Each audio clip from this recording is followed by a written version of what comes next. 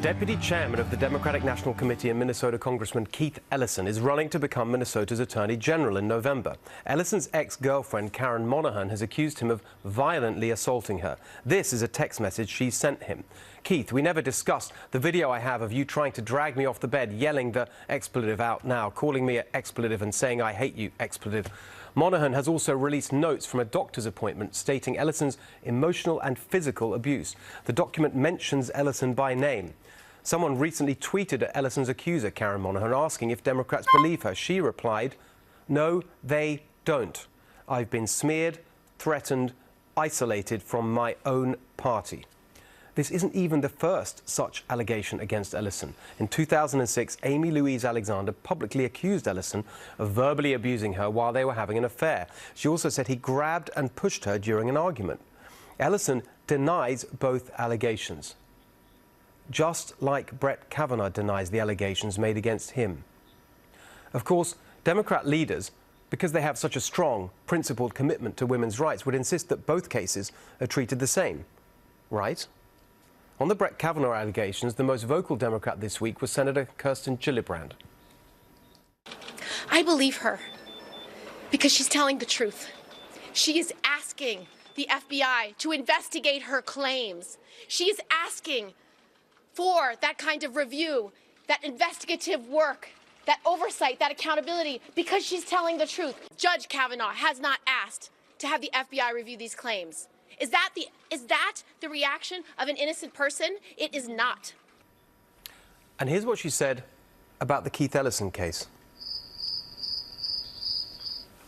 Literally nothing. What about that great champion of women's rights, Kamala Harris? On Brett Kavanaugh's accuser, she says this.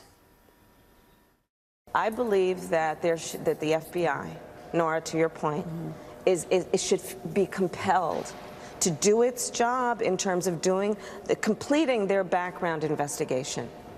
And that's not being done. Be compelled. But it's okay. She's really fired up about Keith Ellison too. Quote, "I know that the DNC is investigating it, so we'll see and let that run its course." The DNC investigating it. Imagine if Chuck Grassley said that about the Brett Kavanaugh case. Don't worry, we've got the RNC looking into it. But if we can't count on Kamala Harris for consistency, then surely good old Bernie Sanders is a reliable Me Too advocate.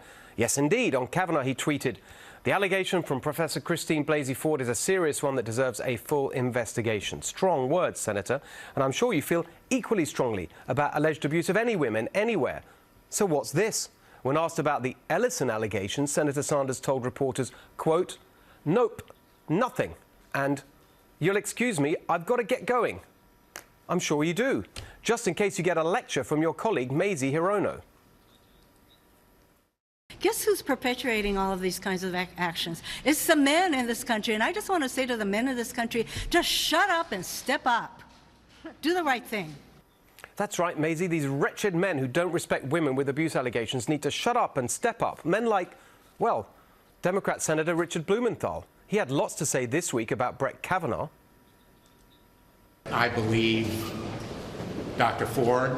I believe the survivor here. There's every reason to believe her.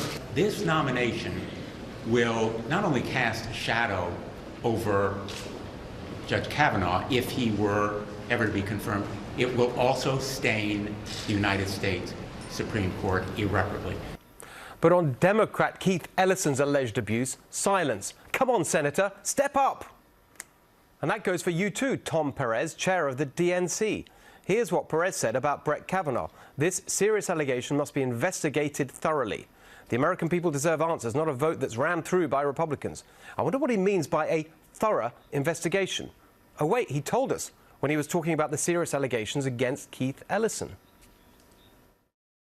I mean, the matter is under review, and the Minnesota Democratic Party is conducting a very thorough investigation.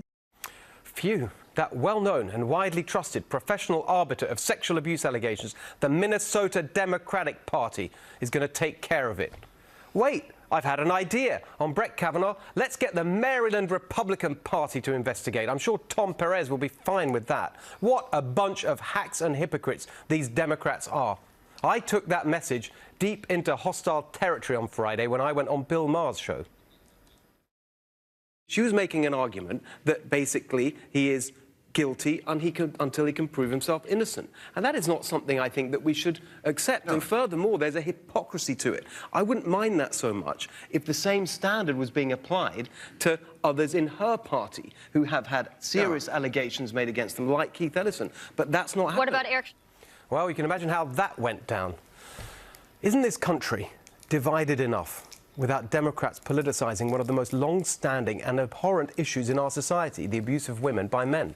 An issue that we're now, finally, thankfully, giving the priority it deserves.